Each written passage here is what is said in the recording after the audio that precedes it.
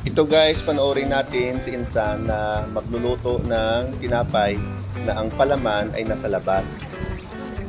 Ayan guys, hinahanda niya na yung lutuin niyang tinapay.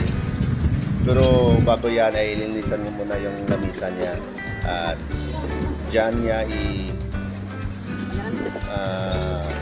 slice yung kanyang tinapay. Medyo malaki yung hiwa ng tinapay ni Insan guys kasi ganyan sila maghiwa eh. Ayan, mga 6 na hiwa yung gagawin niya. Ayan, hiwalay niyo muna yung tinapay. At pagkatapos, ayan, pinunasan niya ng guys, ng palaman. Kinamay lang talaga guys. Siguro ginagamit niya yung kamay niya pang punas kasi komportable yung kamay para sa kanya. Yan. Talagang nagugas mo muna siya ng kamay guys saka hinalo sa palaman niya para hindi masyadong malapot yung palaman. Kaya nilagyan niya ng kunting tubig. Yan, pinunasan niyang lahat guys, ayan. Hanggang sa mabalutan ng palaman. Hindi ko alam kung kung anong lasa, kung maalat ba, matamis, or maanghang. Basta yung specialty ni Insan yan guys.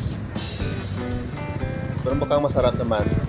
Pero parang gusto kong tikman kung paano, kung anong lasa niya. Ayan, special na tinapay na ang palaman ay nasa labas. Yan, kinamay ni Ate Insan guys. Ayan. Ubusin niya yata yan lutuin. Ayan, nilagyan niya pa ng niya guys. Pangdagdag ng amoy. Pangdagdag ng bango at saka lasa ng kanyang tinapay na ang palaman ay nasa labas. Ayan guys, piniprito niya ng tinapay. Ayan, isa-isa niya muna kasi masyadong mainit yung mantika.